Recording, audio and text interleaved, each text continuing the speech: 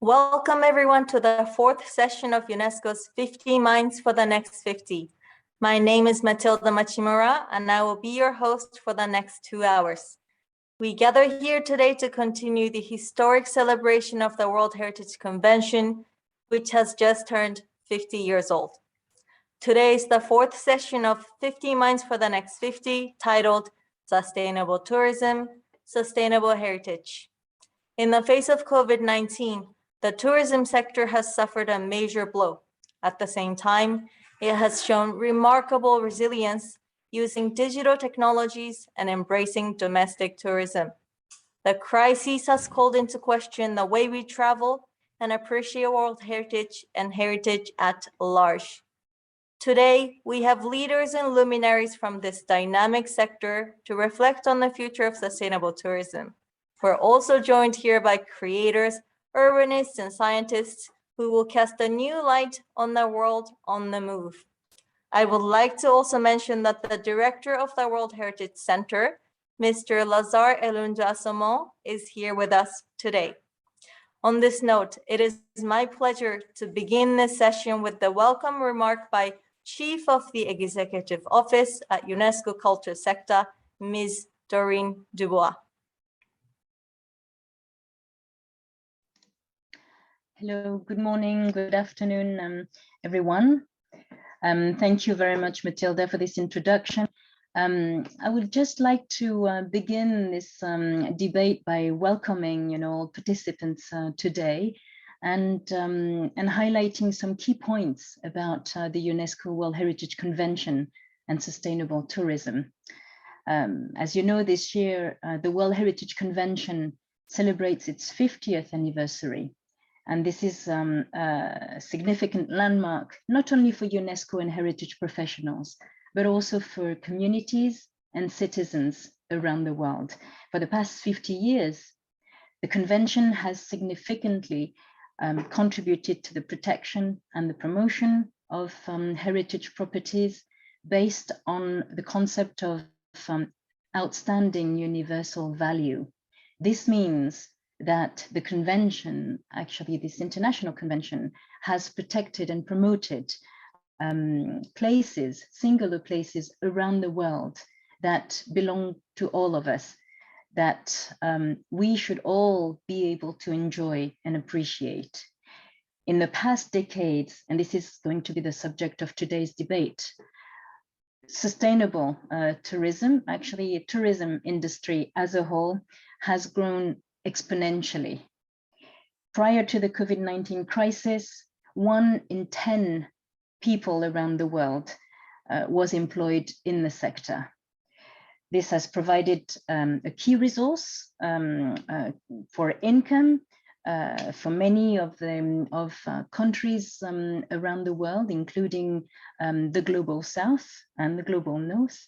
This has involved actually numbers of visitors crossing borders around the world, 1.5 billion.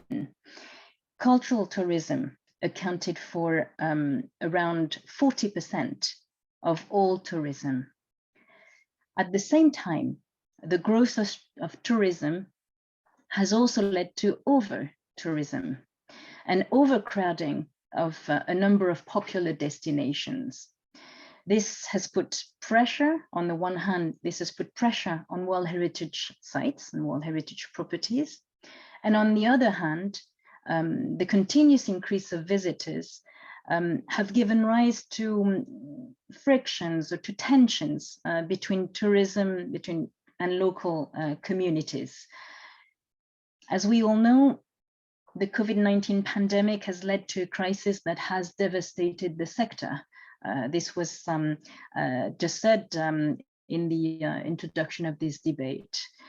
This has represented a huge loss in key revenue for conservation and restoration of World Heritage properties, of cultural heritage at large. The impact of this drop in tourism has been magnified also for the most vulnerable groups and the most vulnerable regions. And here we're talking about the small island developing states, for instance. Many intangible cultural heritage practices, living heritage, those practices have been endangered, have suffered a lot of consequences. And this has meant a strong impact on the social and cultural life of communities around the world. A new challenge actually arose at the same time. The sudden and unprecedented influx of visitors to natural sites has created challenges that were not prepared for, and that actually led to a number of challenges for the sites and for the communities around them. We know that the sector has the cultural tourism and tourism industry has shown remarkable resilience on the digital front, on innovative solutions, and also as far as World Heritage destinations are concerned, a number of initiatives have led to an enhanced domestic market. This may not be enough. And in fact, today, this year, as we reach the 50th anniversary of the World Heritage Convention, we are reaching a turning point for cultural tourism. Today, we're here for this. We're here to hold this debate, to reflect on how we can use this 50th anniversary of the World Heritage Convention to reimagine a different kind of tourism for it to be truly sustainable, and to debate on different ways of appreciating heritage near and far in a more sustainable way. So I'm delighted that we have a number of leaders and experts with us today to talk about sustainable tourism, to talk about culture at large and beyond, because the objective of this debate is to be able to explore an interdisciplinary approach to culture, nature, and heritage at large. So on this note, it's my pleasure to actually kickstart this debate, this session of the 50 Minds for the Next 50 on sustainable tourism and sustainable heritage. Thank you very much.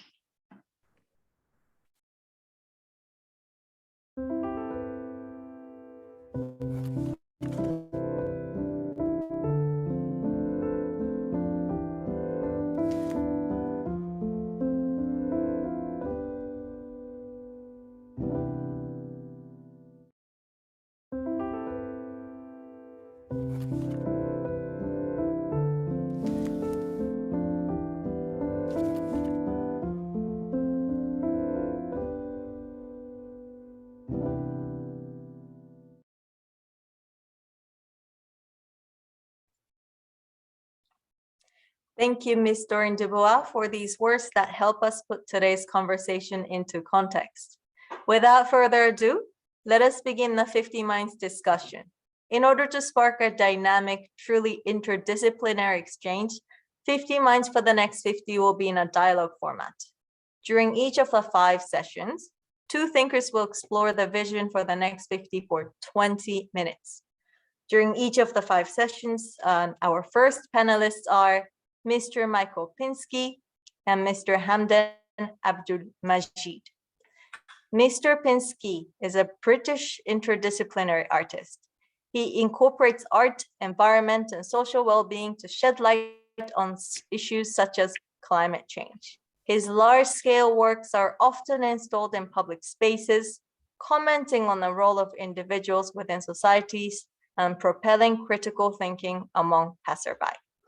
Mr. Hamdan Abdul Majeed is the Malaysian Managing Director of Think City. Think City is a social purpose organization that provides policy advice for urban development, management, and sustainable solutions. Mr. Majeed is interested in imagining more human-centered, resilient, and livable cities. He has implemented the public grants program for regeneration of Georgetown, Malaysia, which is part of historic cities of the Straits of Malacca, inscribed on the UNESCO World Heritage List. So let us begin. Hamdan, would you like to start with your first question to Michael? And of course, please feel free to build on each other's responses. Go ahead. Michael, first of all, Matilda, thank you very much for your kind introduction. And Michael, very good afternoon. And it's good to connect virtually on this Zoom call. As you know, as the conversation, I think our focus has been on the post-pandemic environment, whereby we are now seeing a resurgence of tourism in a big way. I'm not sure how has it been in the UK with regards to the kind of fast growth in tourism since when you compare on year basis. I mean, certainly COVID has given us an opportunity to explore much of the culture that's on our doorstep. British people in particular love flying to places. They love going long distances, taking long haul flights for relatively short periods of time. I mean, I've got friends and people I talk to who may go to Thailand for 5 days. So they're traveling for 2 days and they're there only for 3. And it makes me think about how we can think about tourism in a holistic way. It's not just a destination, but the journey there that's equally important. And that journey can be both sustainable and elegant. And in a way, over the last decade or two, we've started to forget or sacrifice the journey for the sake of the destination. And perhaps this is because there's this kind of bucket list culture now. People are going to take a photograph for the Instagram feed. You know, you see 1 minute they're in Abu Dhabi, the next minute they're in Malaysia, the next minute they're in Japan. And somehow this is meant to be celebrated. But I kind of think, what are they going through to do that? They're in an airport that's overcrowded. Here in Britain, we're getting flights cancelled all the time, COVID tests, lots of paperwork to be done. You know, we really need to rethink the whole journey from our door to the destination. And that kind of tourism experience, holiday experience, needs to start the minute we walk out of our front door. And maybe we carry on walking, or we cycle, or we take a train. But we need to think very elegantly about the way we move around. And there are many ways that flights are subsidized and trains are certainly not. And we need infrastructure changes. We need policy changes. But we also need people themselves to think, hang on, are those 3 days in Thailand really worth the pain of being stuffed in an airport, stuffed in an aeroplane, delayed flights, quarantine, all of these things? You know, maybe it's better to go a bit slower, a bit more deeper and more profoundly into our experiences, rather than just try and accumulate destinations. And I think this is something you really know about, Hamdan, in terms of creating places that people not only want to visit, but want to live in. Well, I think indeed, Michael, I think you probably have nailed it right in a sense that why do we travel and what's the purpose of travel and why have we gone into this binge environment of traveling, whereby in the last 2 decades we've seen a kind of explosion in travel and so on. And the consequence of it is what we have seen around the world, as the issue has been highlighted by UNESCO in terms of over-tourism. And I think one of the consequences that we see, particularly in Asia, has been what they call the kind of fast-paced tourists who come in and out, and the impact that it has to local environments. And it has been kind of extreme pressures that what they call local destinations have undergone over the last 2 decades, whereby in some places, some of the sites have been compromised by virtue of the over-tourism that has come about. And these numbers are quite staggering. You know, you're talking about in the last 2 decades, the numbers are in excess of 200-300% increase in tourist arrivals. And that explosion has been fueled further by what they call availability of cheap travel. But then again, you know, we have not really thought about the cost of travel, the externality that it gives rise to, and more importantly, in terms of its impact to local environment. So much so that I think one of the key things that we have learned in Think City in our work has been that while there's always been great pressure towards doing things for the tourists, we took an approach that we said, look, why don't we focus in terms of doing what is needed, or more importantly for the local people, focusing a lot more in terms of local improvement programs, strengthening local culture, improving and enhancing local consumption of spaces and places, and building from there. And then one of the things that we realized early on is that more and more people are looking for authentic experiences. As the data shows, people are looking, more than 40% of people are traveling now because of culture. And people want genuine cultures. They don't want something that is contrived. In most instances, the last 2-3 decades, we have seen a lot of growth in tourism has been people flying into beach resorts or to theme parks or to urban centers. And most of them in contrived and created a kind of what I call bubbles, around which you find that the tourists arrive at the airport, zoomed into their cars or buses or any forms of transport into the bubbles, and then stay in their bubbles and they head back. And eventually there's very little interaction with the local environments, and to some extent even the local impact is quite limited.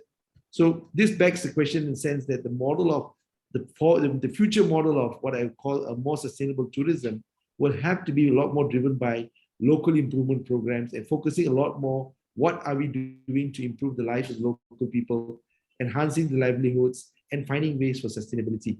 Now, it is in that context that one of the things that came to my mind was, how is it that we could actually create that places that people want to live and love, places that we can build with positive symbiotic relationships, particularly with regard to strengthening public spaces, tourism, and heritage.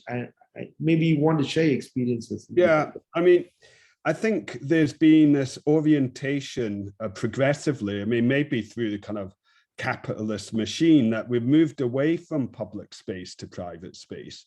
And as you say, these bubbles, we have destination bubbles and we have travel bubbles. What happens when you develop a heritage site? You really need to privatize, not just that the site improves the public amenity of the environment, but the way of getting there and getting back also adds to the local infrastructure and aids the people who live in and around there, their ability to move around. So really, you arrive at a destination, you get on a local bus with local people, and you go to whatever heritage site you want to go to. And that way, you're experiencing the local weather, the local smells, the local sounds, the local conversation, the local culture. You're not brought into this kind of exclusive VIP world of, a concierge, taxi or minibus bringing you where you are. It's really important that investment goes into the local infrastructure and improves the place in which it's sited. Basically, what you're saying is that you don't want to kind of borrow the landscape for a few days and then hand it back, but rather you want it to be more immersive, a more engaging, and a more what I call environment where there is a lot more interaction between the local and the visitor, and maybe even creating meaningful relationships along the way.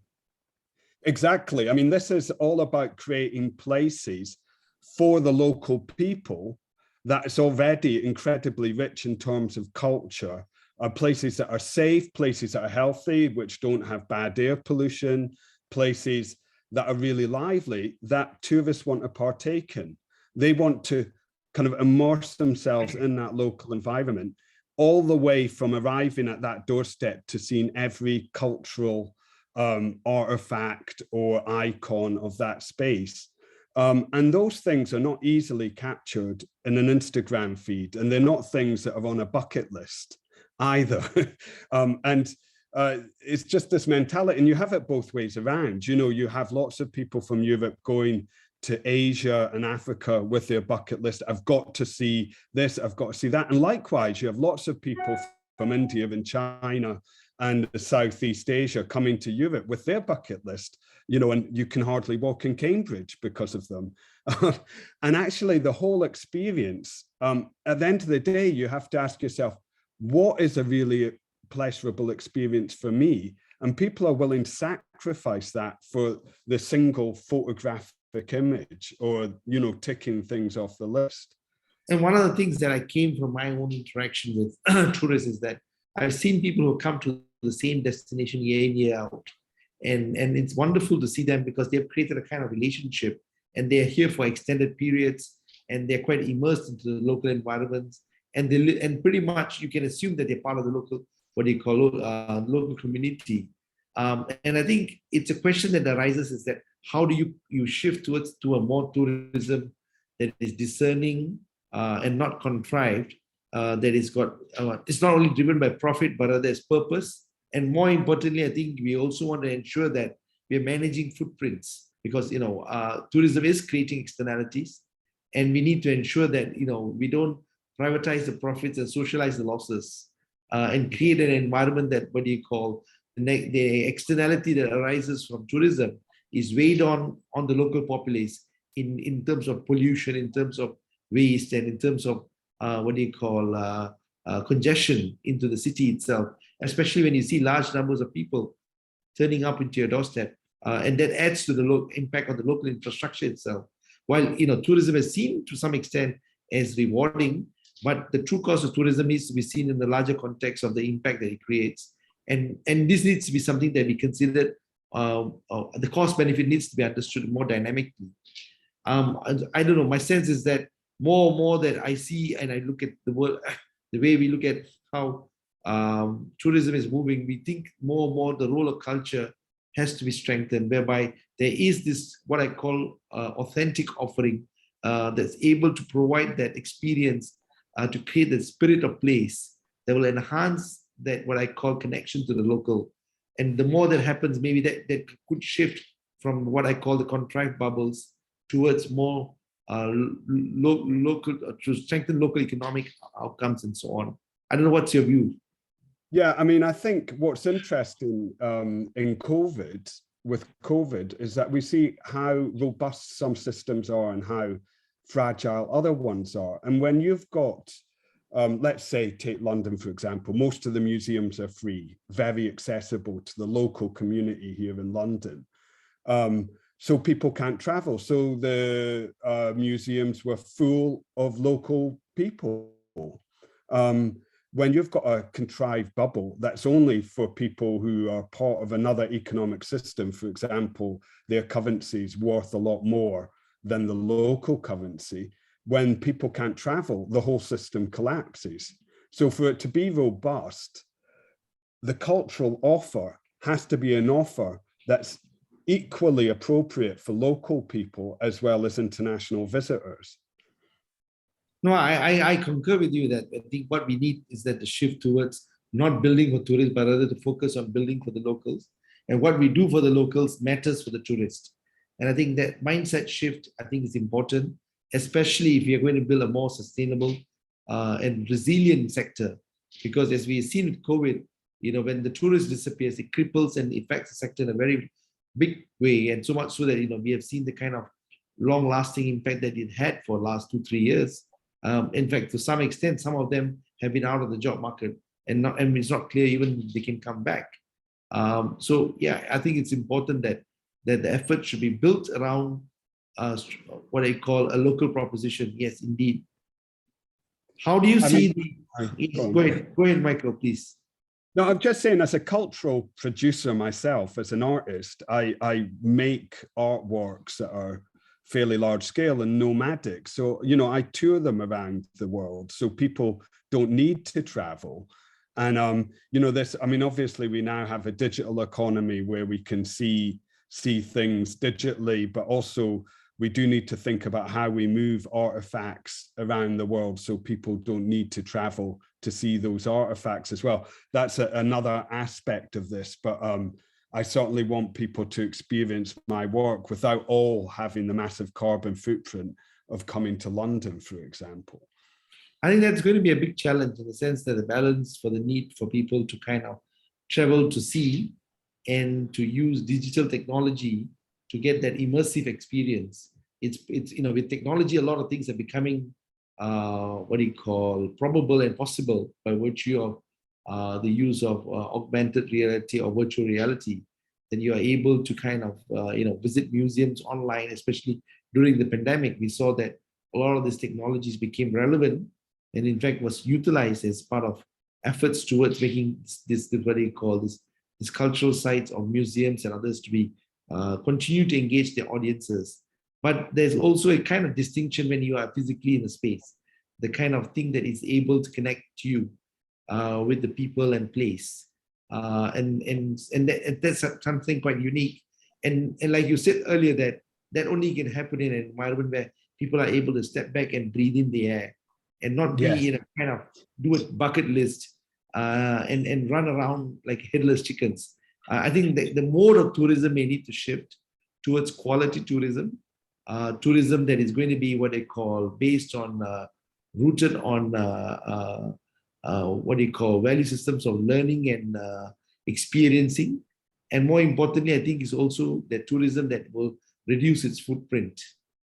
And I think we need to be mindful, or rather I use the word, we need to have responsible traveling to prevail, because by virtue that, we can't become irresponsible in our process of traveling to create what do you call the externality on the societies that we are visiting.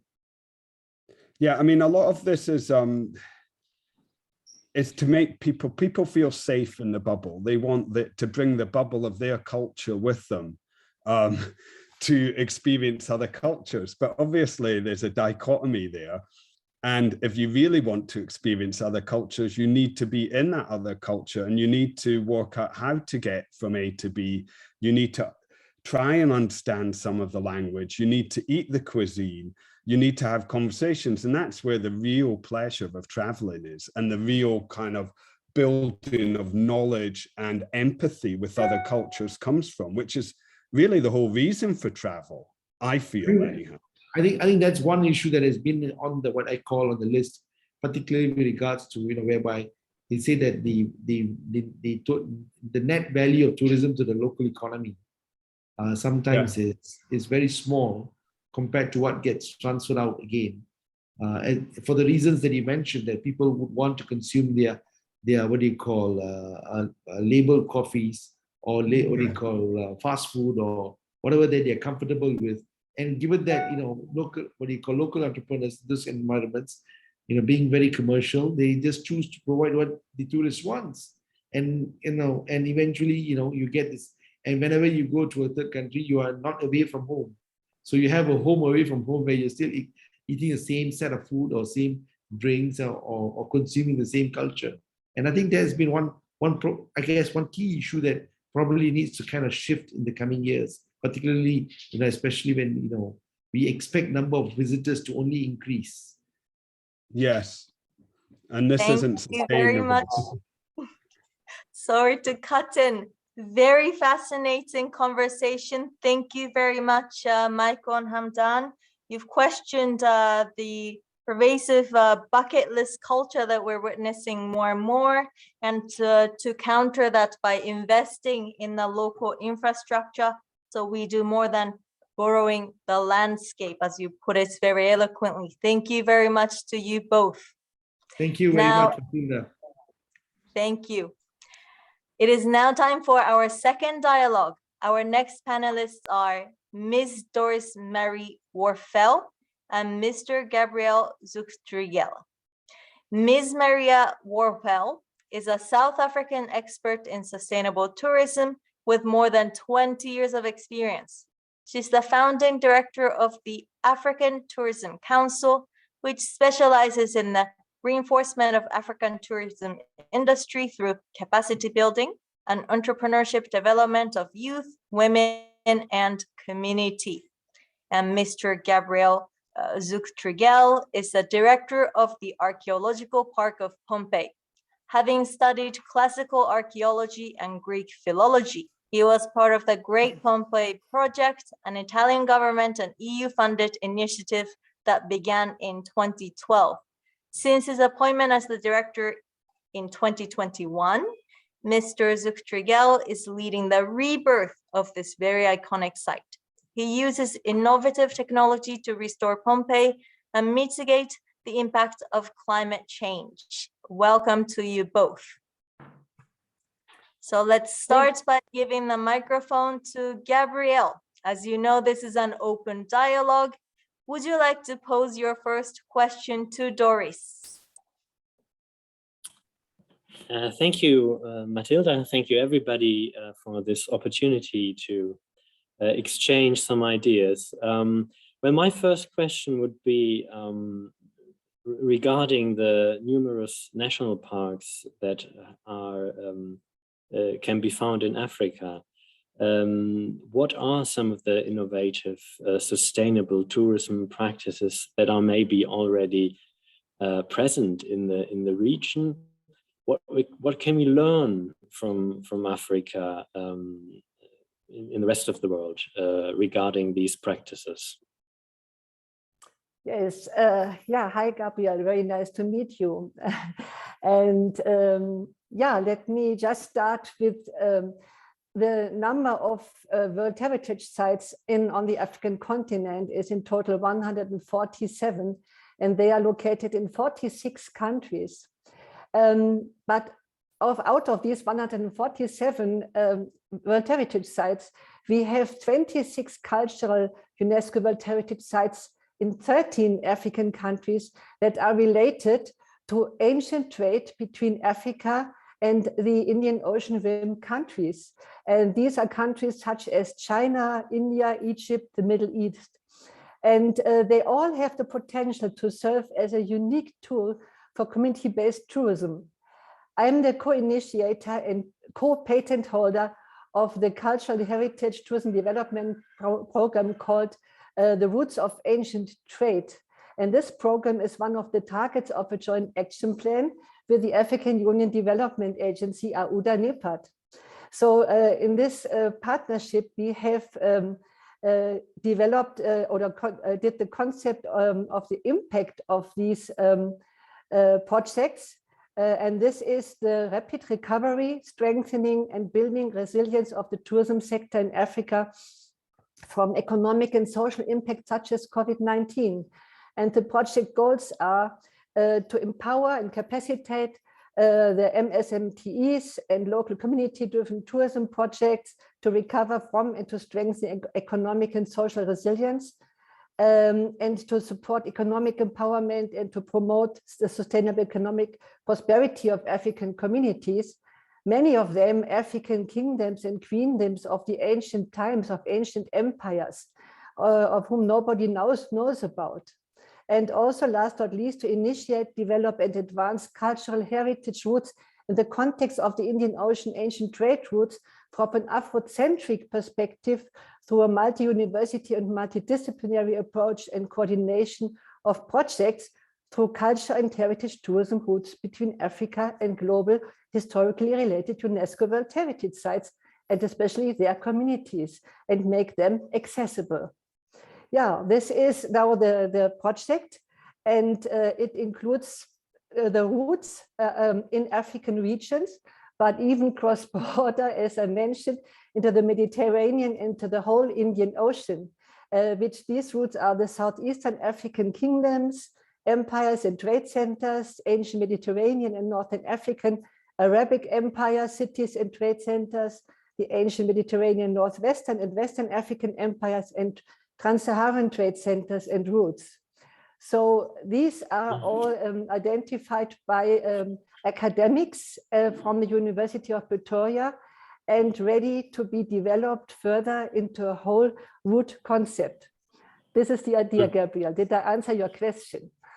Yeah, you mentioned the problem of knowledge and of narratives of world history that tend to focus on some regions, notably Europe, and maybe marginalize others. And so I think it's very interesting to think about how we can change this narrative. So maybe you can talk about the key strategies in this program of promoting World Heritage Sites, which are maybe less known than they should be.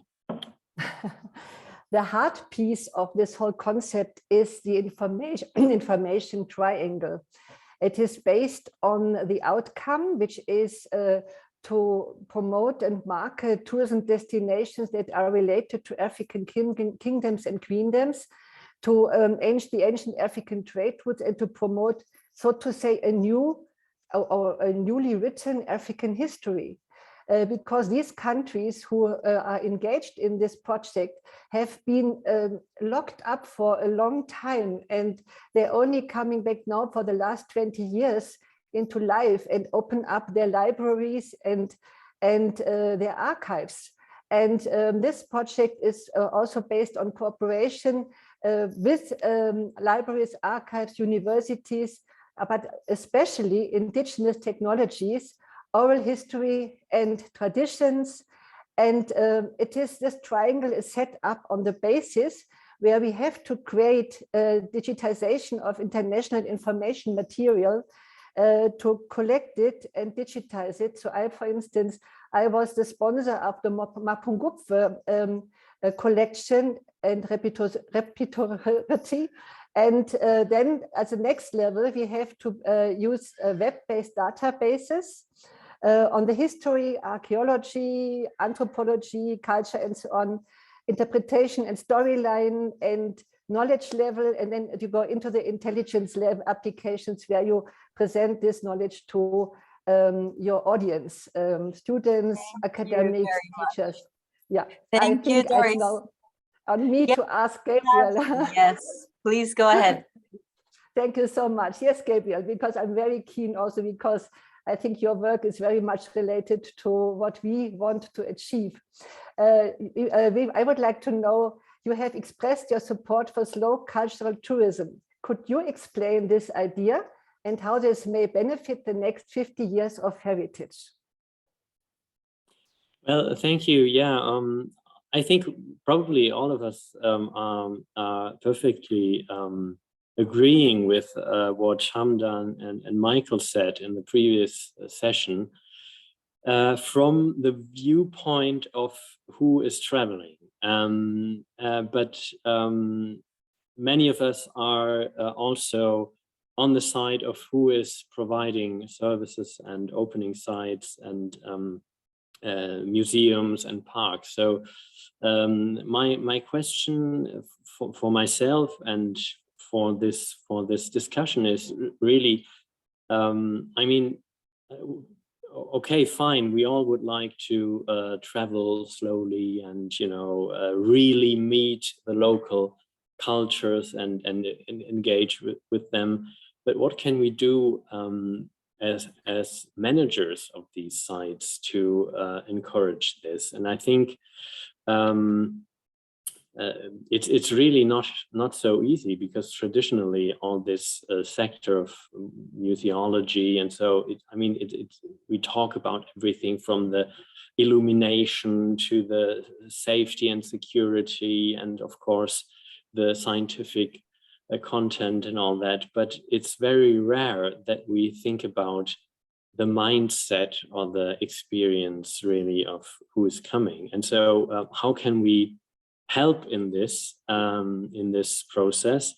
I think one thing actually is to leave spaces and to create a visitor experience where we have certainly some offers from apps to panels and tours and for children and families and people with disability and all that, but to leave also some freedom of movement and of time, and not to think about museums in terms only of parcours, but as social spaces where people can meet, and to somehow pass from this idea of tourism with all its colonial baggage. And this has been also evident in the short intro, this idea of coming to a place, and by coming there, just like a colonizer, changing it. And so how can this become a real encounter? So I think it's very important to involve local communities to make the park, the archaeological park, a space where activities take place, and we open to schools, and they somehow can engage with the international audience we're having in Pompeii. I think another thing is how can we help people stay longer in our place? It's not just, one day Florence, one day Rome, one day Pompeii. We would prefer having someone staying, maybe a third of the people coming here, but staying for 3 days rather than for only 1 day. So what can we do? And I think it's very important to work together with all the territory, all the stakeholders in the territory to diversify the cultural offer. Mm-hmm. Do you have interpretation and the interpretation center on site? I believe there is one interpretation center that shows the history and background of Pompeii. Yes, we do. But what we're very interested and focusing on right now is communicating archaeology not as a static result of some kind of activity, like the vase in the showcase in the museum or the monument, but as a process where many people are involved and which takes place both in Pompeii, which is a site where still excavations and research go on, of course, but also outside the site. So it's something you can then find in your own community.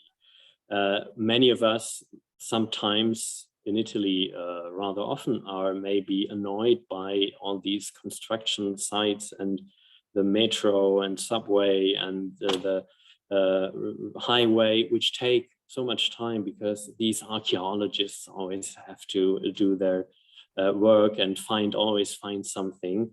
And I think we as an archaeological park have a great responsibility in communicating that archaeology is not a treasure hunt. It's not about gold and silver, but it's about this process of putting together all these data and then reconstructing the life experience of the past. There's some kind of anthropology towards the past. And what we are trying now to open all the restoration sites and the excavation, and encouraging also universities who come here and work in Pompeii to open the gates and communicate to the people. I mean, this is a fantastic opportunity. You meet people from all over the world and you can share your research with them, and that's what we try to do also. And so it's really not understandable from my viewpoint why in the past people tended to hide what they were doing rather than to, grasp this opportunity and communicate. May I then ask also, how do the local communities around your site retain their traditions and identity with the site? And how do they also benefit from the site? Well, in Pompeii, it's really, there's a big divide and almost detached vision also from the local community. So it's seen as by many who live here, it's a very difficult territory. This high unemployment rates, organized crime. So we are really in the periphery of Naples. It's a very difficult area. And so many people living here consider Pompeii something like a UFO, in their, they don't go there often. People living here, some have never been to the excavation, to the site. They see it as a place for tourists who come from abroad and who then, so some of them work in the field, restaurants or hotels. So what we try to do now is to change this, of course, because I think it's fundamental in this whole project. And we start from the schools. And we now started working together with local schools, bringing them to Pompeii, not to learn anything in the first place. I think this comes later, but to create this emotional relationship this is your site. That's what you're trying to tell them. And we're doing it through theater. So they're doing theater courses. We call important artists to work with them from other cities and countries. And they work with these young people from schools around Pompeii, and they now staged The Birds by Aristophanes, an ancient comedy from the 5th century BC, and adapted it to their reality here and staged it in Pompeii, in the ancient theater of Pompeii. And it was a great success. And especially what I noted was the theater was full of people, many families, small children, from the adults from the area. Some of them have never been in Pompeii in the last 50 years, although they live 200 meters from the site. Mm-hmm. Yeah. Thank you very much, Gabriel. Doris, on that note, do you have any thoughts on using culture activities to connect tourists and local communities? Well, there are many options to connect tourists with local communities. Yeah, I myself, when I travel in Africa, I would like to see the traditional dances and ceremonies on site. I don't want them to be taken into the hotel or into the lodge. And that is what I worked on also with the ILO SCORE program, when I worked with the communities on site in the national parks here in Southern Africa, that we discussed on how can the tourists come and witness and watch these ceremonies and these traditional celebrations. I mean, many of them are very sacred, and you have to understand also the background. You cannot just go there and watch. You have to be taught, and you have to understand what is happening there on site. And I myself witnessed and watched many African ceremonies, and it is so impressive to see them there in the local villages. And one of the concepts that I have co-developed is to even overnight in African homesteads, in African traditional huts, and to be there to live the culture. And this is still my dream. I know it still has not been materialized, but this whole concept of the roots of ancient trade and ancient civilizations is to bring tourists into the communities and to live with them, to learn from them. They have such a vast knowledge on medicine and on understanding of the stars. Even stargazing with them is so amazing. And I wish that that could even happen, yeah, in future all over Africa. Thank you very much, Doris and Michael, for this very interesting discussion, and especially conversation on tourism around encounter rather than imposition on local communities and function of cultural activities to make that transition. Thank you very much. It is now time for our third dialogue. Our next panelists are Mr. Aubin Arroyo and Mr. Bruce Yerkovich. Mr. Aubin Arroyo is a Mexican mathematician and a researcher at the Institute of Mathematics of the National Autonomous University of Mexico. He specializes in reflection theory and is passionate about finding a connection between mathematics and art. Mr. Arroyo uses art as a vessel to interpret the mathematical concept of inversion of the shape. He also explores how art can be used to communicate messages from diverse disciplines that may not be easily accessible otherwise. Mr. Bruce Yerkovich is a Croatian-American biophysicist, scientist, and a founder of Linden Tree Retreat on Ranch. He's dedicated to promoting sustainable tourism and environmental protection in Croatia. He founded Linden Tree Retreat and Ranch in 2008 as a sustainable wilderness retreat and a horse riding ranch in the northern Belebit Mountain, and National Park. The ranch works closely with park authorities and the local community to develop sustainable tourism practice in the area. For those of you joining now, it is very simple. We're having an open exchange where panelists freely build on each other's response. Before we move on to the dialogue, please do feel free to use the interpretation function. If your language is English, do click on interpretation English. Mr. Aubin Arroyo will be intervening in Spanish. So let's start by giving the microphone to Bruce. Would you like to pose your first question to Aubin?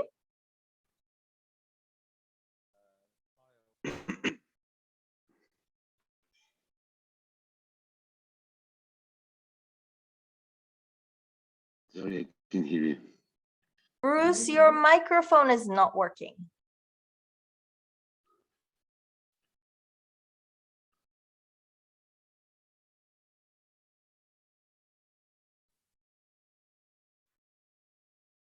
Okay, so Bruce's microphone may not be working. So I might ask I'm switching to the other mic. Can you hear me now? There you are. Yes, we hear you loud and clear. Go ahead, Bruce.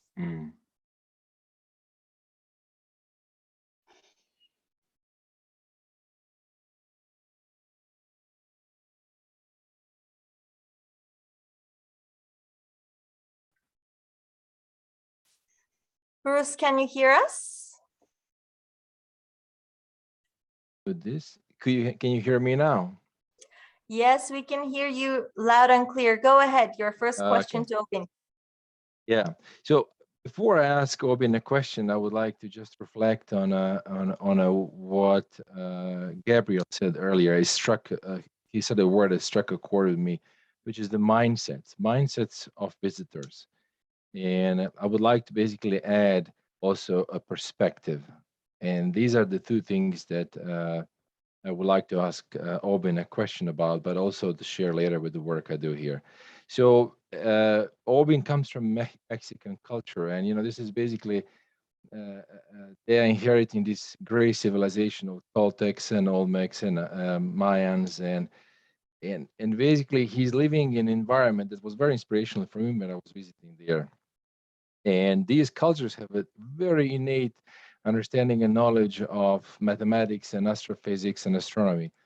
But I want to ask Aubin, basically, Aubin, were you ever inspired? Were you sort of drawn from this cultural heritage of yours?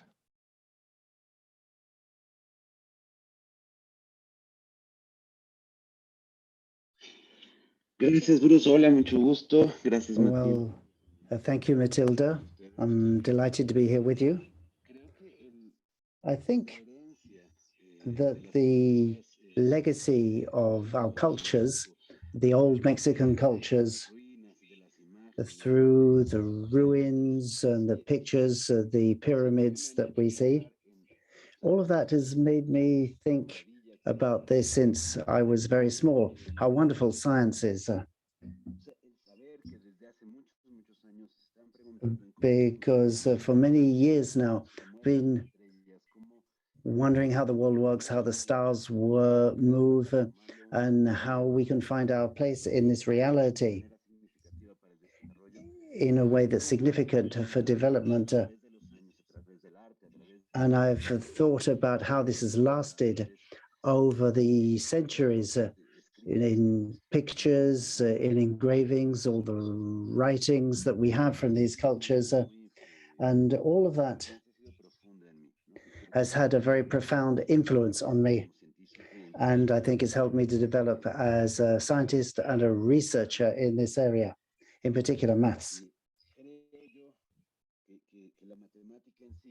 I think mathematics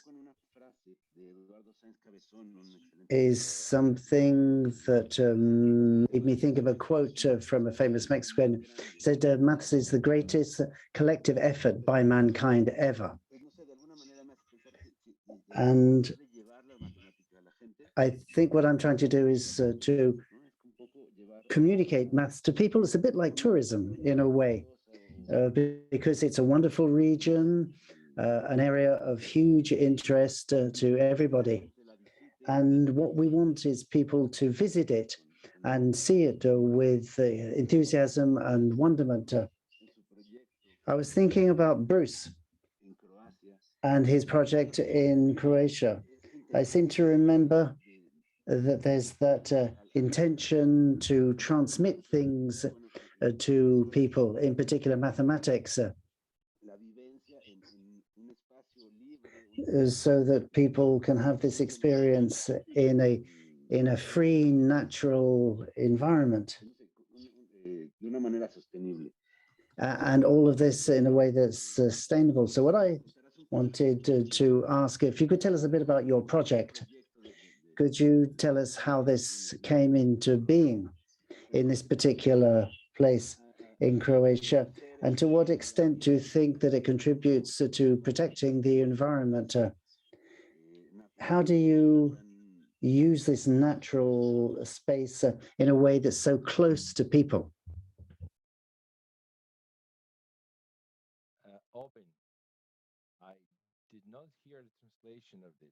So the question you asked me, can you please pose it to me in English and I'll respond to you? Of course, of course, of course. I will try in English. I would like you to talk about your project in Croatia. And how this project is similar to the one I feel I do in mathematics, that you take the people through this space that is new, that is different, and you try to, how this project allows people to share your experience with the natural world, and in particular this park, this marvelous park, and how it contributes to the protection of the space of the natural site. Thanks so much for doing it in English. The work that you do and the work that I do basically have the same grounding point, which is we are both changing people from within. And this is why I draw on Gabriel's mindset of visitors. I use this beautiful surrounding, this UNESCO protected mountain as a safe vessel, as a backdrop. And all the work I do here with the clients, and I'll talk a little bit about work that I do with the local community, is based on changing people within. So both horses or mountain or hikes or whatever we do is simply designed to facilitate the transformation within. And so the niche market in tourism industry that I basically do, it's called transformative travel. I always say we do not cater to tourists, we cater to travelers. And what the outcome of the visit to the ranch and the subsequent to the mountain and this UNESCO biosphere behind me is that people who come leave changed. And when I personally travel, I'm always seeking out places like that. And this is the personal experience I had in your country, Mexico, both in Chichen Itza and Teotihuacan, and these places that resonated with me as a scientist. Truly, the history of travel, with the purpose of travel was basically to go out there so you have a permission of your surrounding that doesn't know you to change. And so I recreated that same sort of the paradigm of travel, that people have visitors or clients of ours have permission to change while they're here. So a change within. But if you don't mind me asking a question now, since you're on the topic of change within, I know that mathematics can be for most people a struggle. Most people shy away from math in high school and later maybe in college. It's just a bunch of formulas and numbers. But I always said, because I took quite a bit of math, when you stare long enough in these formulas, then the beauty starts revealing itself. So can you please share, I think for our audience, it's going to be interesting to see if maybe that's the reason what pushed you to work with artists so that it's more accessible to people, or how's your experience about people perceiving the math and you trying to sort of promote the beauty of it through other forms? Bruce, trataré de contestarte en español. I shall try to answer, but I'll be speaking in Spanish. Indeed, in mathematics, well, people tend to see it as something difficult, complex, hard to understand, and it kind of puts people off. Even though it is part of our culture and it's part of our education, and we know that we have to do it, you know, we start off by solving little trivial problems at the look at, but it helps us to learn how to think. And some of the tools that I've encountered is to use images. Art as images can actually be used to show people this marvelous world of mathematics. We create them a meaningful experience, a kind of a rapprochement to the world that they consider as something arid or dry. It's a way of bringing them closer, to get them, to help them to understand. It's almost as if they had a kind of an appointment in a beautiful place, and this exchange also can bring about a transformation in these people. And there are really unusual, curious things. For example, when you set up an image and you point out that there's maths behind it, people ask you, but why? What's the formula? What is it behind the image? And sometimes you have to say to them, well, there isn't actually a formula. It's a process. Math Y en realidad está en el proceso que is sucede en out tu to you, and it's a process that occurs in your brain when you look at the image. It's the processing that's going on. And I can say that it's been a really interesting experience working with art and mathematics. And for me, I get the feeling it's about bringing the two worlds together. It's about creating that rapprochement. My answer was complete, and I would ask you, those activities that you have in your ranch, how those activities transform people more explicitly, more precisely, how which and how it contributes to a better future, like this, like how people can change and provoke a change in the environment.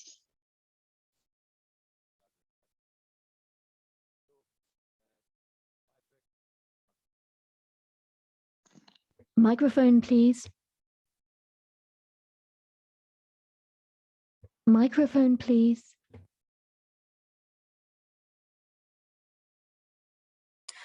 Bruce, your microphone may not be working. Could you start from the top with the microphone? Can you hear me now? Do you hear me now? Yes, we hear you, Bruce. Go ahead. Yeah, for some reason when my mic goes to mute, it cuts off. So so I'll start again with the answer. So what Aubin asked me basically is how the activities are transforming the clients here. I use a lot of knowledge that I had in my previous life and career, and when we are setting up a backdrop or stage for transformation here, we are drawing a lot of that experience and knowledge. And that is, for example, both in biochemical sense, genomic sense, in creating, in sort of infusing activities senses.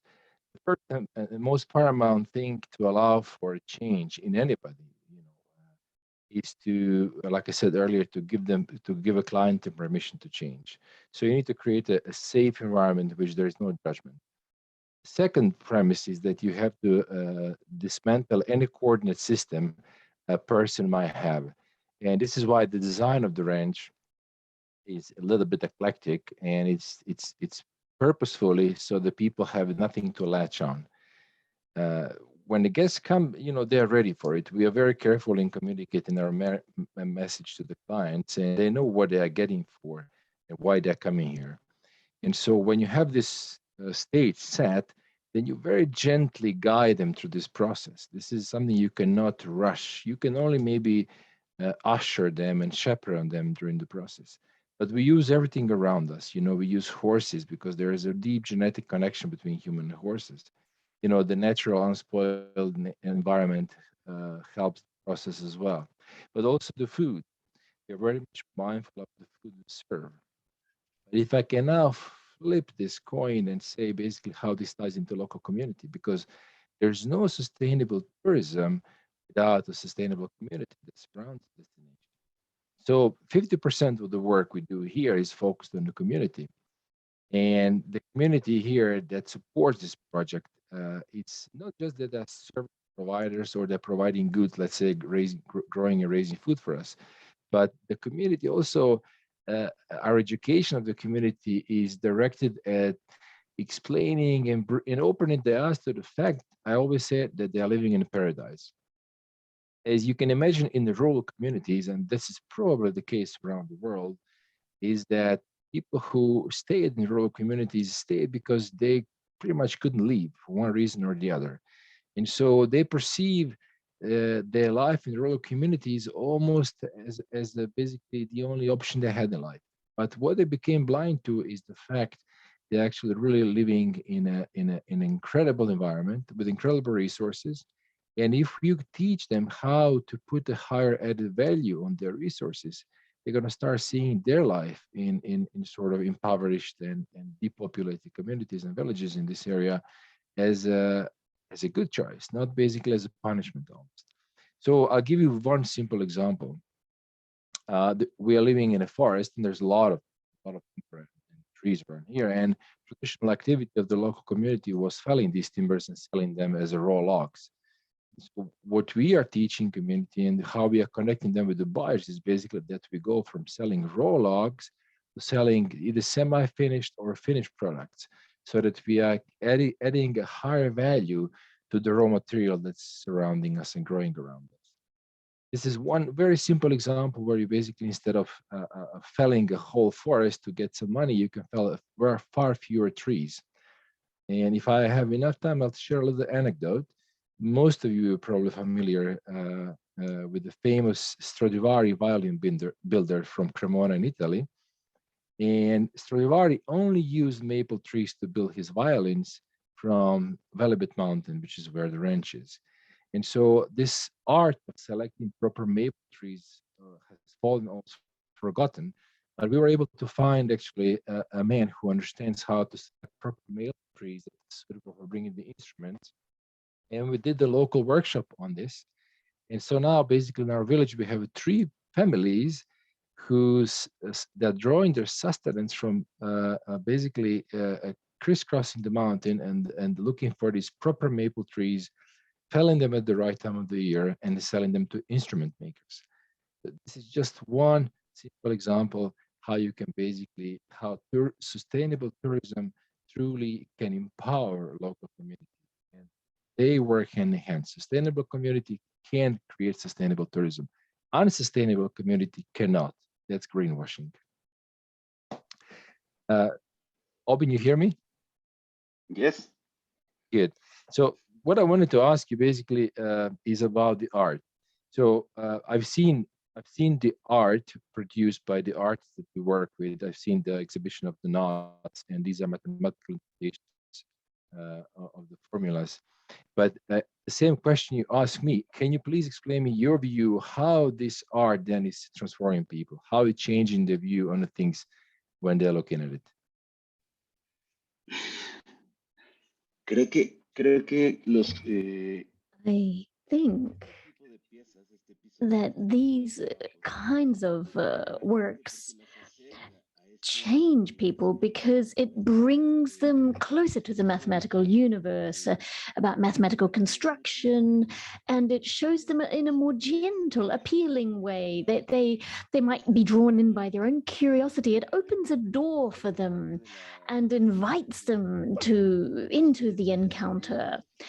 These days, I think mathematics is so sophisticated. It's almost an unintelligible language that surrounds mathematics. And yet, it has a deep meaning to it in education. And it can actually change the way that people live in the world. If everybody knew even a little bit of mathematics, it would change the way that we view things. And it's not about memorizing formulae, but it's about learning how to question. It's about trying to understand how we can look for patterns in the world in which we live, how we can seek answers that are sure and certain. And it means that people start understanding and questioning the world in a better way.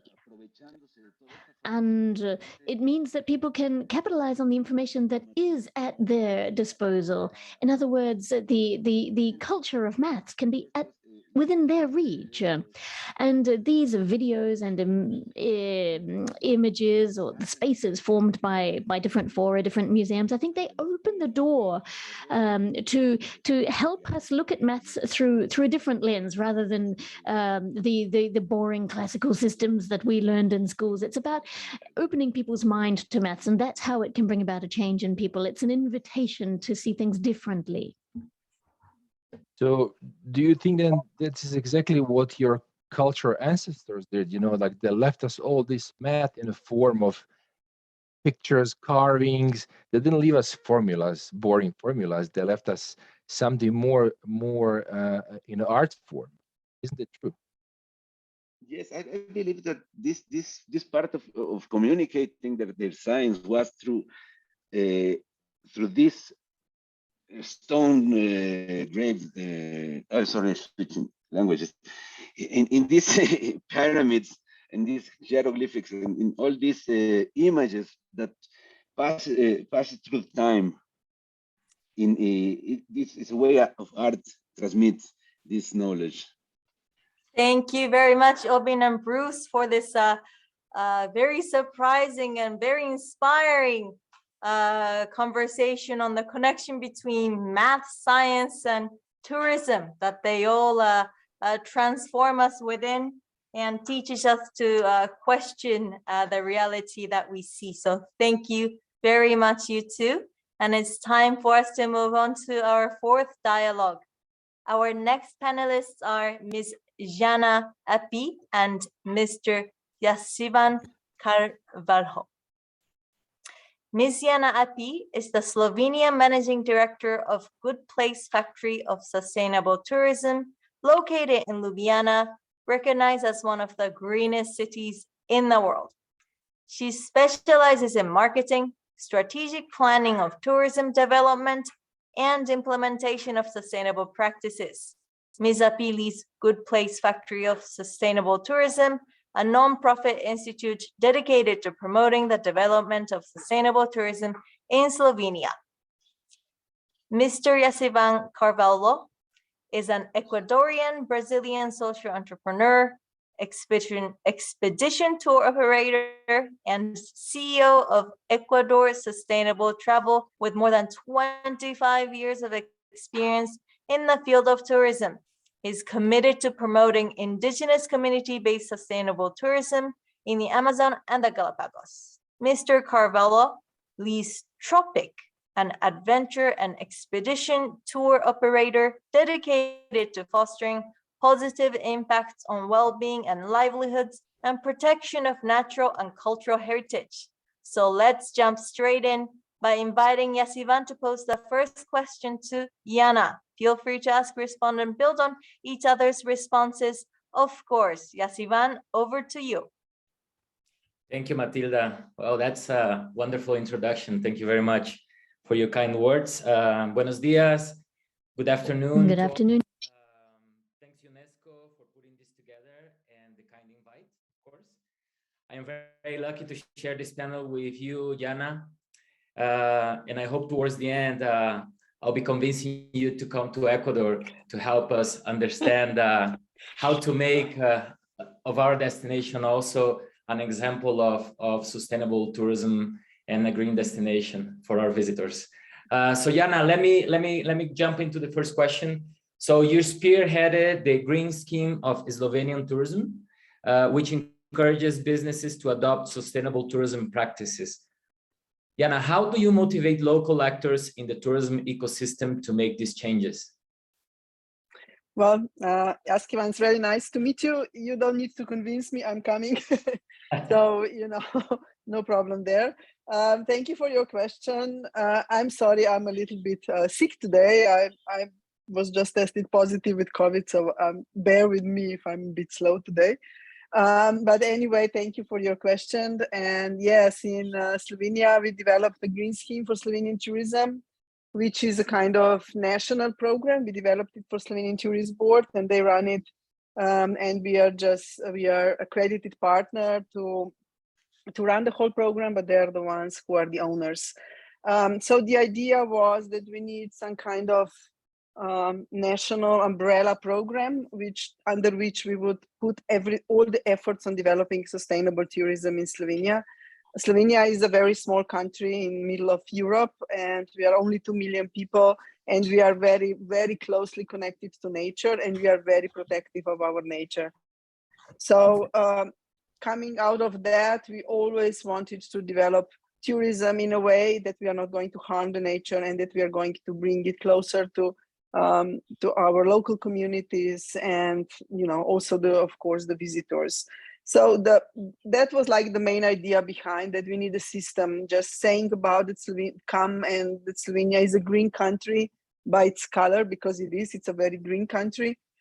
It's not enough, if you want to position yourself as a sustainable destination, you need to you need to do what you're actually saying, and that's the hard part, because it's like that means that you need to have a system behind, and for which you need to be sure that it works.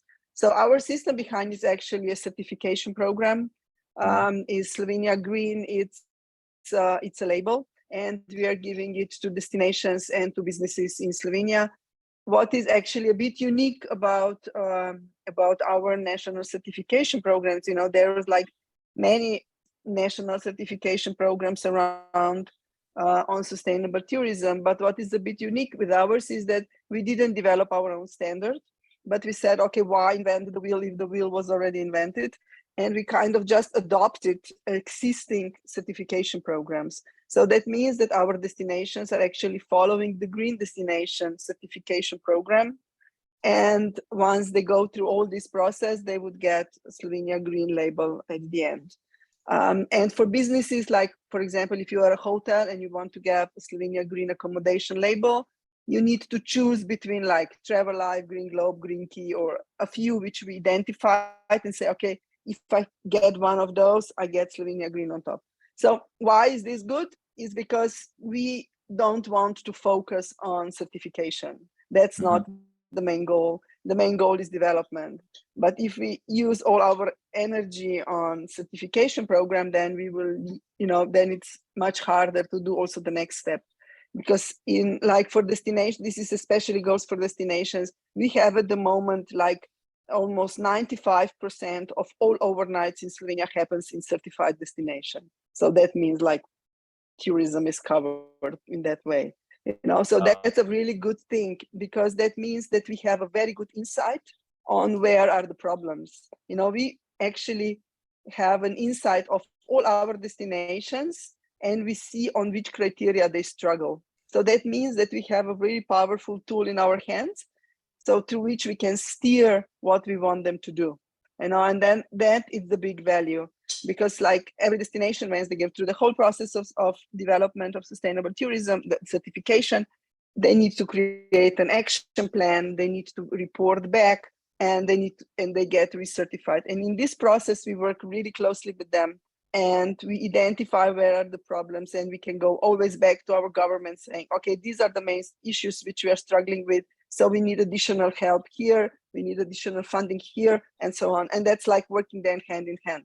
And that's a really good and powerful tool. And because it is a national program, it gives that additional credibility which you need. Once you are like a destination and say, okay, should I get certified for green destination or something like that? And it's just something what you pick up, and nobody helps you, nobody supports you. And since this is a national program, you get that support, you get that acknowledgement, you also get that marketing support from the Slovenian Tourism Board. And that's a really important thing. So yeah, this is like where it all actually started, and where it all come out of. And we see a lot of changes, of course, on all the pillars, I would say. But when I was looking into your profile and Googling you a little bit, Oh my God, the first one. to see, of course, to see who I'm talking to, I was really impressed of everything what you did. And, especially those really strong messages on how to build that bridge of interaction between visitors and local communities. So I would like to know, how do you facilitate this exchange, and what do you have in mind, and what is really important for you in that aspect? Because I think that especially in events like that, the main thing is that we can learn from each other. And I know in the case of Slovenia that we can lack on this subject a little bit, as we see in what our destinations are doing. I think that there could be more. So yeah, I would really like to know that. Oh yeah, well, thank you for checking me out. I think that's the first time that someone's Googled me, so that's wonderful. Becoming a celebrity now. So yeah, I mean, Jana, we share, it seems like we live in very similar places, like in very small countries. They're very nature, oriented. And indeed, we have also, we don't have a program like yours, and I'm jealous, and I think it's amazing. We have been pursuing certifications over the years. We're actually one of the few Rainforest Alliance certified operators in Ecuador, and now in Peru as well. And but I think it's amazing to have, an organization like yours bridging and facilitating, which is, it seems like the way this dialogue is going to go about, right, is all about facilitating. So yeah, as you say, I've been very lucky to run Tropic for the last 25 years and have had incredible opportunities to develop and operate some really unique community-based and ecotourism ventures, with success stories for sure, but some very sad ones as well. It's never easy to be an entrepreneur, and sometimes things don't go as expected, or some things also changes over the years. But the bottom line for me nowadays is acknowledging that tourism, as you know, generates many opportunities, but also comes with a lot of responsibilities, right? So when it comes to our natural and cultural heritage, the first thing that we do is to recognizing that both, nature and local communities, as well as their amazing cultures, are not really the resources that you can use as a business, right? These things are not just there for us to gather and use the way we please, right? I think our role begins as a company, at least, with incorporating those elements into a business plan, right? Recognizing that without them, we don't really have anything tourism related, right? We depend on them to attract visitors to our destinations, and we depend on the local communities to protect these natural resources.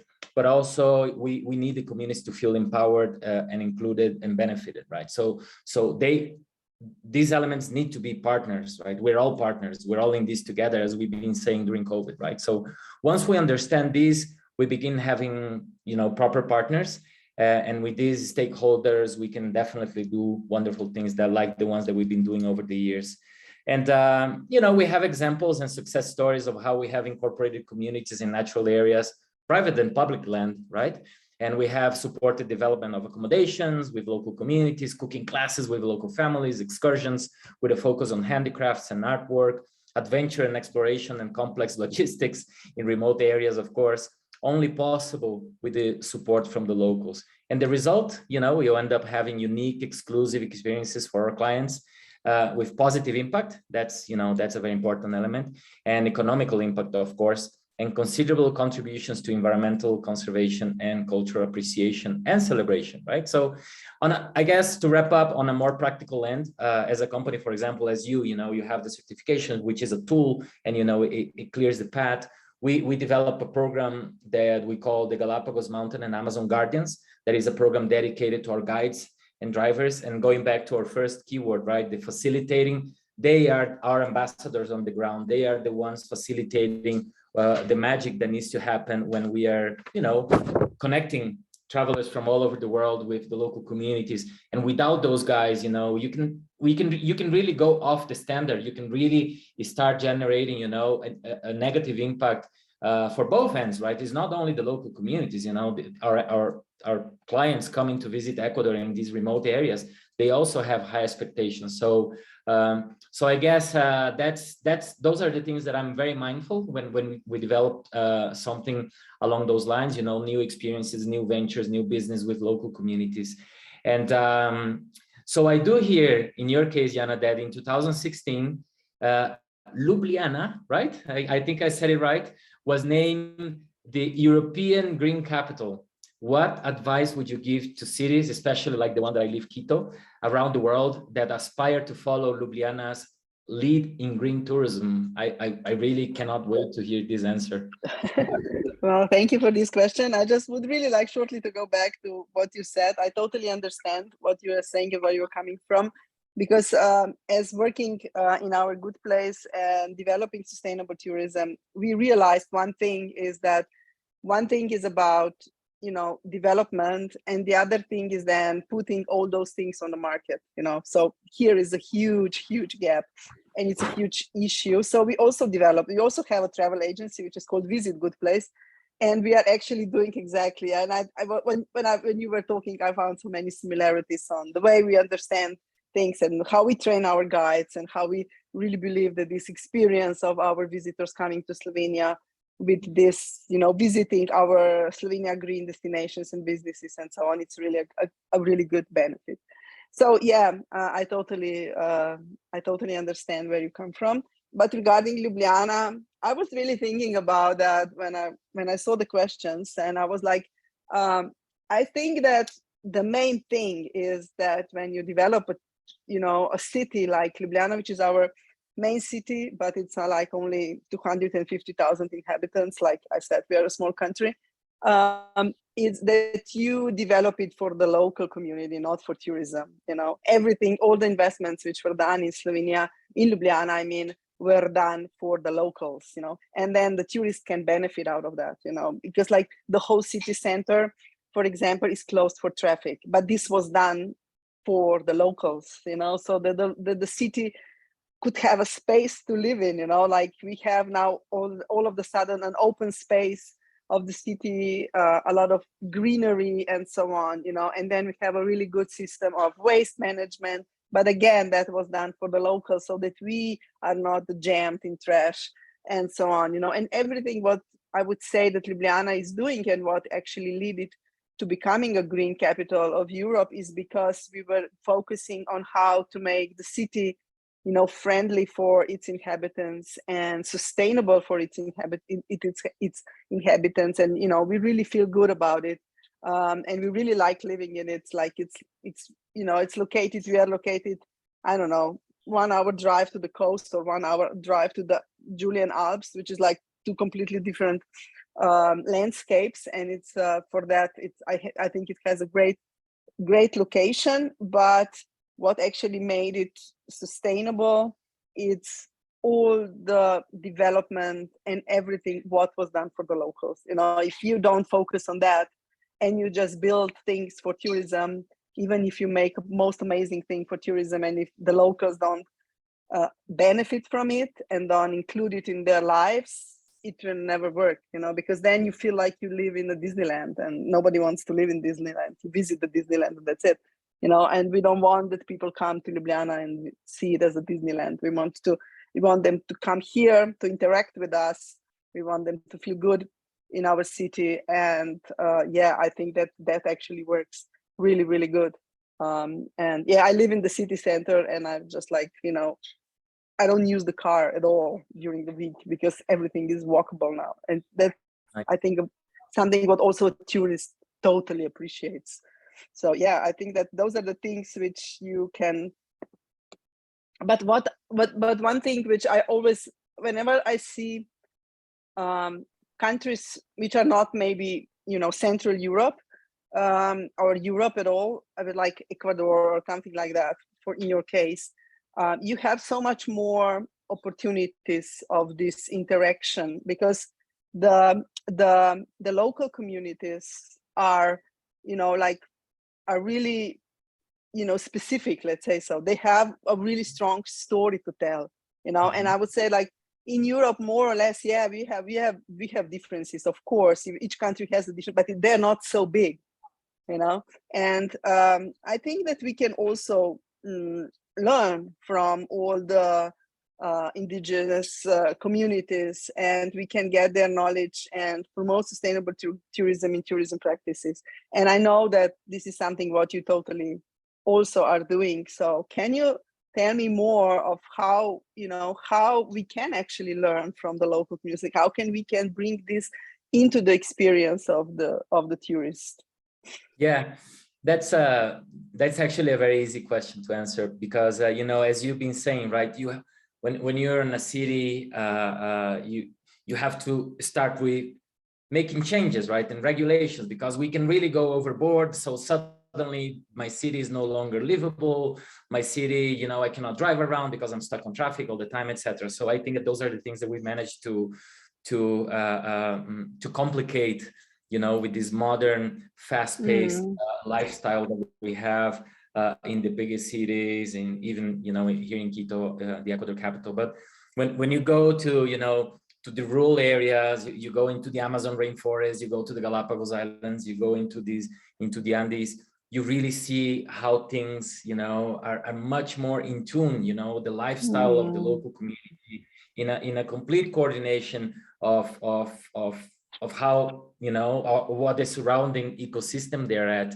And one of the things that I learned very early with a wonderful dear friend of mine, who still is my good friend, is the first thing you got to do is to listen to the locals, right? To understand you, because you come, you know, you're a tourism expert, so you know better, right? You know what to do, you know where to take clients, you know, you're supposed to know many things, but at the end of the day, the people who really understand and know the area where you should go, the time that you should go to a place to have a better experience, what is safe or what is not safe, is the local community. So is the local community who lives there and have been living there for thousands of years. So, you know, to me, the key here is to listen, you know, to learn how to listen to your local partners in one hand, and in the other hand is not trying to transform what it is locally, right?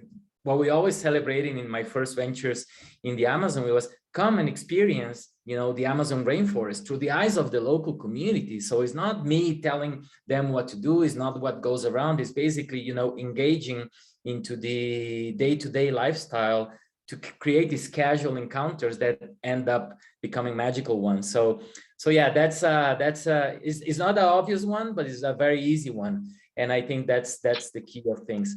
So going back to, you know, to big cities, you know, I think that we are over time. I think right that I can see now Matilda there, which probably Matilda, is come red on, flag for when us. I open my camera, yes, it is the sign.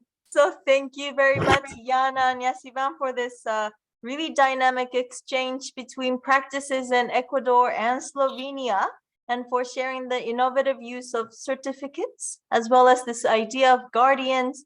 You've said it very succinctly, facilitator of the magic. So thank you so much. And it's time for us to move on to our final discussion. Thank you, bye. Thank you. Our final panelists are Ms. Kotchakorn Vorrakhom and Mr. Kamal Mouzawak.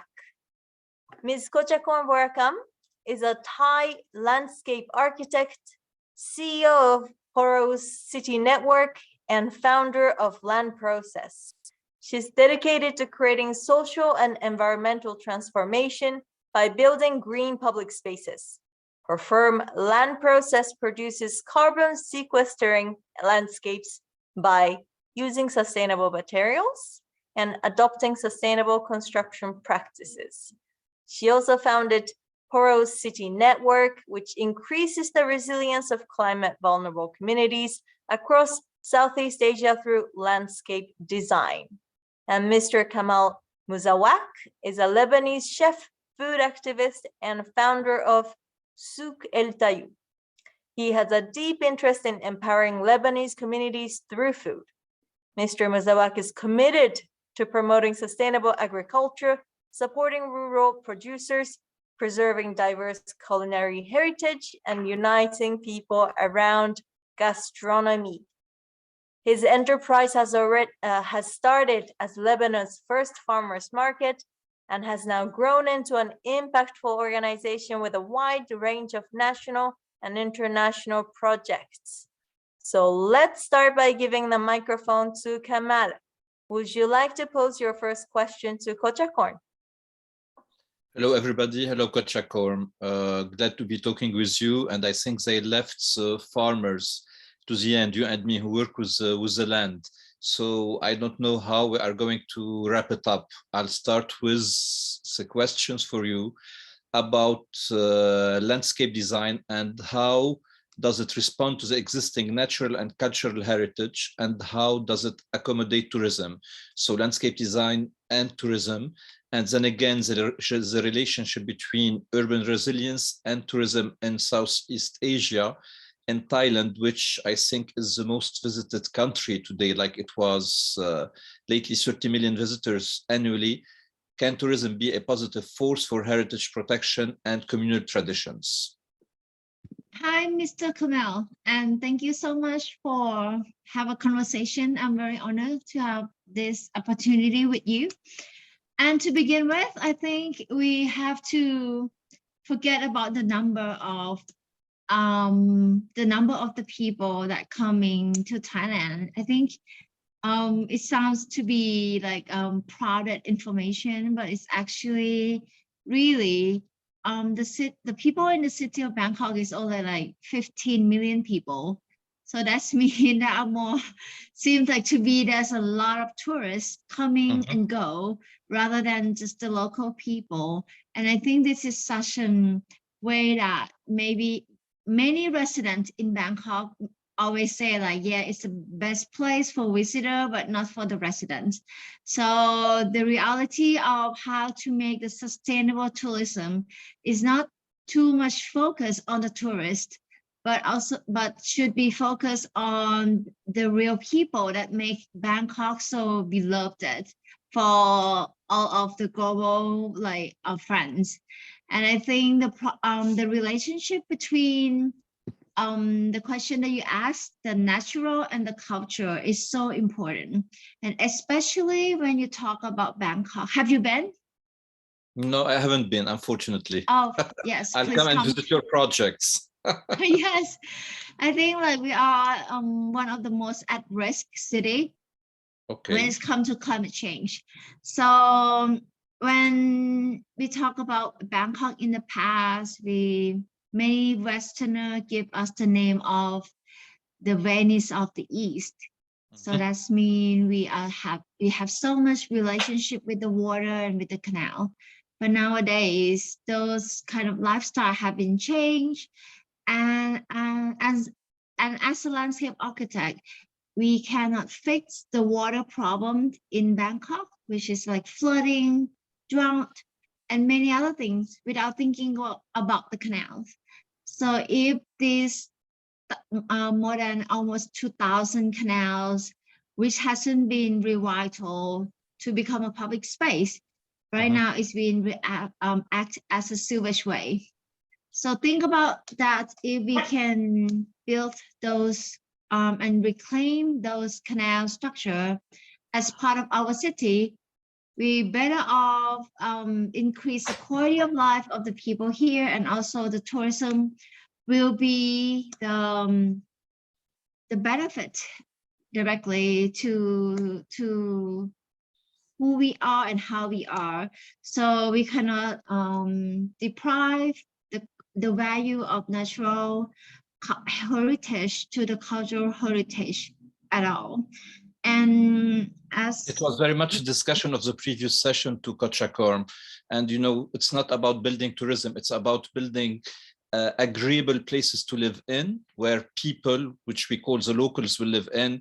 And then when it's very agreeable, it will attract others, which we call tourists. So it's first of all about building something for what we call the locals. So the people who are living in this place and who are making this place and who are growing in it, in fact.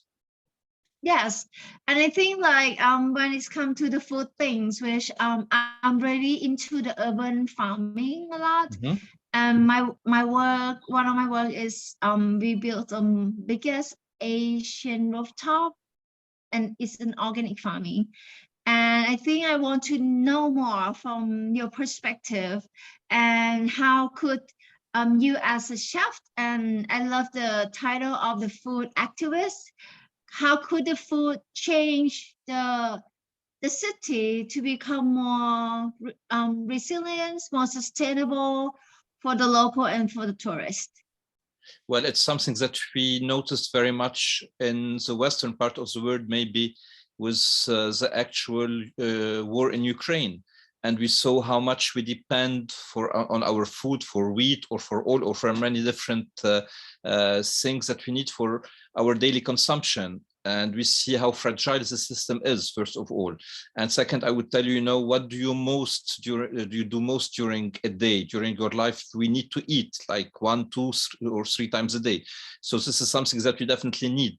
And this is how much you produce yourself is how much it will give you independence, and strength. And cities were built, if you're a landscape architect, or designer, you know better than me how cities were built. Cities were built not to be protected, first of all. They were built how to be fed. And the city was in the center, and all around it, we used to have belts of agriculture from one thing to another going outside the city, and then have, cattle farming outside, because it wasn't very important and it was like very consuming of time and energy. So yes, is vertical farming or rooftop farming a solution? I don't know. I think it's more of of a decor than of reality. I think farming should be more as part of our life. We were talking all along these sessions, as how to build for what we call locals. I don't know, I don't like much this name or this nomination, but as you chose to be a landscape architect, or I chose to do something else, or someone chose to be a banker, I think we should choose to do something very important, which is providing food to ourselves and to people around us, to our cities and to our people, which is being a farmer. Today, no one wants to be a farmer anymore, and farming and food production get to be like a non-job anymore. And in any language of the word, peasant is a bad word. You want to say this person is bad, you say, oh, such a peasant. It's a bad word, and I don't understand at all how we got up to this.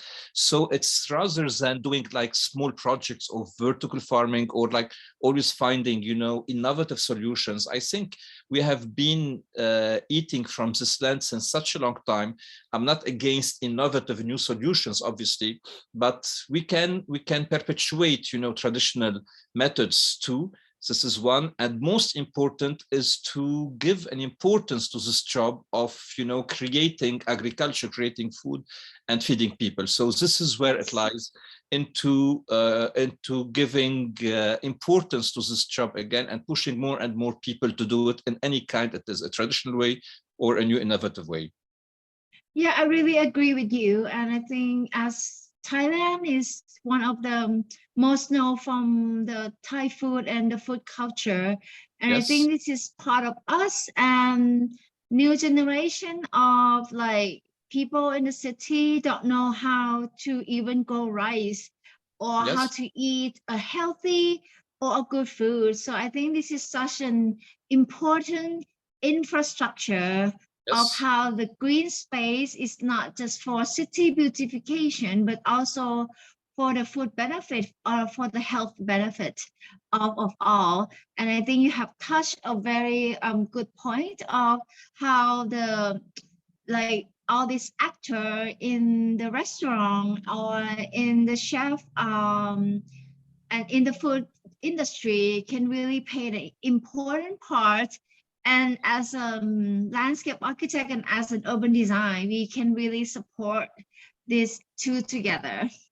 Yes. And it's not only about restaurants, it's mainly about what you choose to eat at home. We always talk about food, and we talk about, chefs and restaurants and food industry, but I do not eat in the restaurant all the time.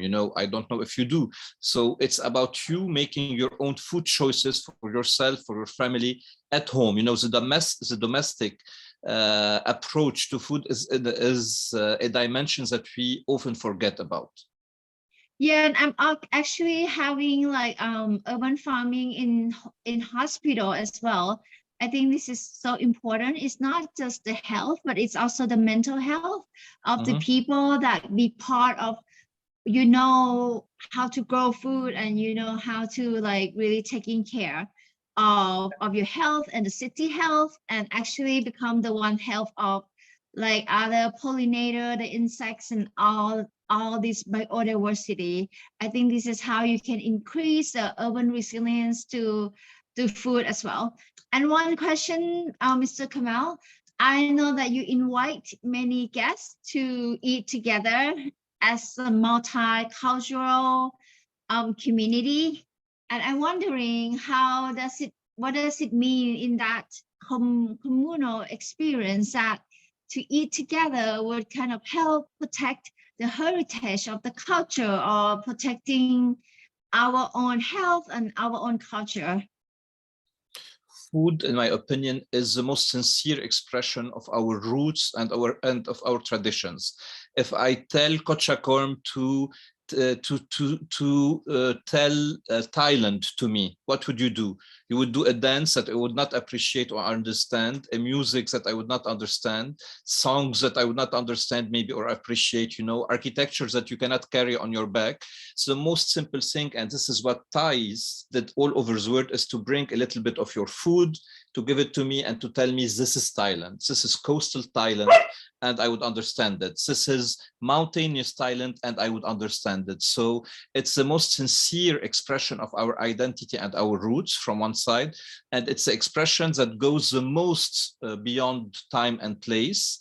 And it's what speaks the best of us, and it's an expression that is not exclusive. You know, my religion or my politics may be excluding you, but you know, a bowl of tabbouleh from Lebanon would be including you and telling you it's something that I will be sharing with you, and telling you that's a taste of Lebanon, and that's, you know, a story of my roots and of my traditions that I can share with you, that includes you and does not exclude you.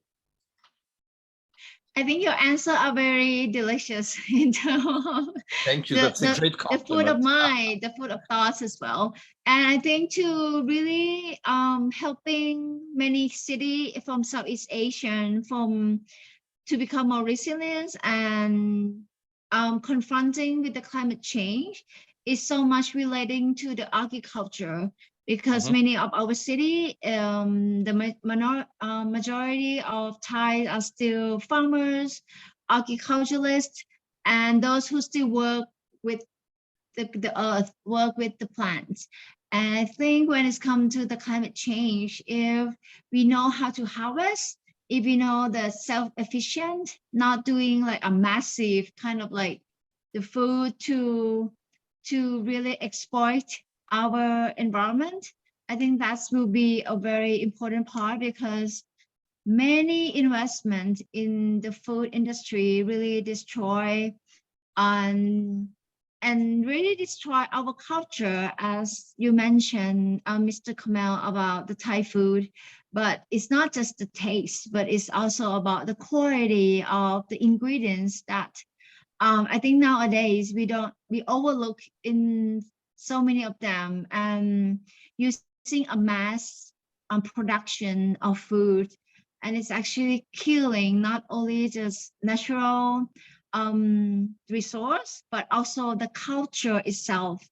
Yes, I'm really agree with what you have said, and really tie in together with how we can increase our urban resilience, and also how can we increase ability of our culture to confront the climate change through food, through city, and through how we eat and who we are as a citizen in this fast going rapid growth of the cities. Yes. Do you do any projects specifically in food, Kotchakorn? Yeah, I'm actually doing the biggest urban farming rooftop in Asia. Okay, and wow. I think it's in university, and I'm very honored to be part of this project, because the students can come up to the roof, which is the most problematic to the city, because it's only create us the heat to the environment, to become a green space, and also to become a food production. So turning the waste space in the city into more like edible. And what do you produce? We used to produce rice. We produce many vegetables, and we have the soil thickness is like 30 centimeters, which is enough to grow like small tree and some of like vegetable and rice. Yes. What do you do with the production? We actually sell it to the canteen. So we reduce the transportation. The university canteen? Yeah, the canteen in the university. Okay. And we use the food waste from the canteen back as to compost. Fertilize. Yeah. So it's not only just the food, but the whole process that create a circular economies within the place. Yes. Very interesting. And how much of a production is it for the canteen? It's like 30%, 50% of what they need? It's actually also organic, Mr. Kamal. And I think this is so important because Thailand import top 5 pesticides from the America, which is I think is make us really not really healthy and become a lot attacked to cancer. And I think the food that this roof produce can, I don't know the percent from the canteen, but it can produce a good like 80,000 meal per year. Yes. Wow. I'm coming to cook with you soon. Yes. Thank you. We have just 2 minutes left. I wanted to ask you two the same question. How can we close the gap between built heritage, so structural heritage, and intangible cultural heritage like gastronomy? 1 minute each, please. Mr. Kamal, you want to lead first? Okay. For me, built heritage is something that we expressed, you know, out of the intangibles, the ideas. But what is the basis of everything is what we believe in, what we think of. So for me, the basis of everything is the intangible and definitely not physical heritage. Physical heritage, we built it because we want to honor a god or a victory or something, you know, it's a building or it's something else that is tangible. But everything which is tangible comes out from what our beliefs, which are intangible. I want to touch upon the built and the tangible quality of the place. And I think through the climate change, especially in my region, we are very suffering from many heritage sites that's gonna be sink, that's already been destroyed to like the heat and many more. And I think the expectation for tourists should be more understandable of this change and not be adding on factors to our heritage sites in our regions getting worse. Like, I just feel that people love coming to East Asia because it's affordable and it's more like a tourist that attracting from the place. So to have that dimension that Mr. Kamal mentioned about the intangible, the spiritual of place, the sense of place, I think that would really orient the sustainable tourism to more like a value, but not like the maximize the profit or the affordable is so cheap that we come to Thailand. I don't want my country to be mentioned in that way. Yes. Okay, thank you very much, Ms. Vorrakhom and Mr. Mouzawak, for this fantastic final dialogue of the day. We are at the end of the 50 Minds for the Next 50 Sustainable Tourism, Sustainable Heritage session. It was filled with fascinating and inspiring interventions. Let us now invite the Director of the World Heritage Center, Mr. Lazar Elundu Asama, for his closing remarks. And thank you to the audience, and see you on the June 30th for the final 50 Minds dedicated to a balanced representation of World Heritage Sites. Mr. Elundu, go ahead. Thank you, Matilda, for giving me this opportunity to say a few words as a matter of trying to conclude such a dynamic and rich session. I think over the last 2 hours, we discussed intensively how we can move towards a more sustainable form of heritage tourism. So if I can quickly just capture what each of you have tried to, I mean, the main messages and which we tried to capture, and we think these are very important message. And we were really interested to hear Hamdan, Abdul Majeed emphasize the urgent need to shift toward quality tourism, one that is rooted in learning experience and one that is mindful of its carbon footprint. In other words, it is now time for responsible traveling, I can say that. And this is very important, and we see it more and more, that this issue of quality tourism, it's absolutely important. And Doris Woerfel believes that cultural ceremonies and dances should remain in its cultural context, and shared her own experience of traveling to villages across Africa. I think most of us have had this experience, and sometimes we wonder why some of the issues are not they do not remain within the cultural context, and she was quite right to say that. And Gabriel Zuchtriegel is, I think, we could see because of his big responsibility as director of Pompeii, you know, we could see that Gabriel was very passionate about the idea of transforming how locals see Pompeii. Pompeii is not a place reserved just for international tourism, international tourists, but it is a place where community members can create an emotional relationship. And I think it's good to remind this, because otherwise these important places remain only places for people who are coming from outside to come and have this experience. And echoing this, Jana Apih said something absolutely important. She said, we must develop sustainable tourism for local communities, not for tourists. And tourists simply benefit from it, and they benefit from this experience. In fact, communities were the keywords during this 2 hours dialogue. And when it comes to local community, Michael Pinksy reminded us that the interest of the local community must not be an afterthought.